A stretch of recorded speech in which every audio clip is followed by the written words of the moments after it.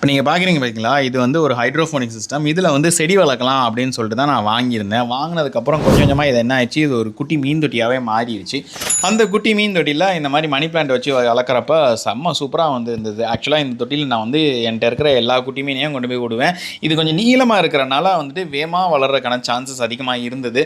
So இப்போ வந்து அதை வந்து க்ளீன் பண்ணுறக்குரிய டைம் வந்துருச்சு. ஸோ ரொம்ப நாள் ஆயிடுச்சு. ஆல்மோஸ்ட் ஒரு 9 to 10 மந்த்ஸ்க்கு அப்புறம் நான் வந்து க்ளீன் பண்ணவே இல்லை. உள்ளுக்குள்ள அடியில் அழுக்கு ஏகப்பட்ட அழுக்கு சேர்ந்துருச்சு.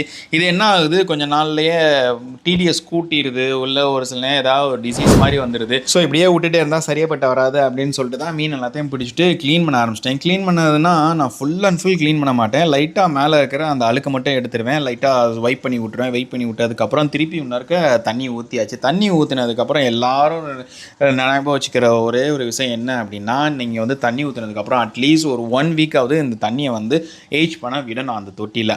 அந்த கேப்பில் இந்த பக்கம் வந்து பார்த்தோம்னா நம்ம பிளாக் மாலி இன்னொருக்குமே குட்டி போட்டு வச்சுருந்தாரு. அதே எல்லாத்தையுமே தனியாக எடுத்து விட்டாச்சு. அதே மாதிரி இன்னொரு தொட்டிலேயே நம்ம பிளாக் மாலி வளர்க்குறோம். அந்த தொட்டியில் வந்து இப்போ பார்த்தீங்கன்னா பூ பூத்துருக்கு.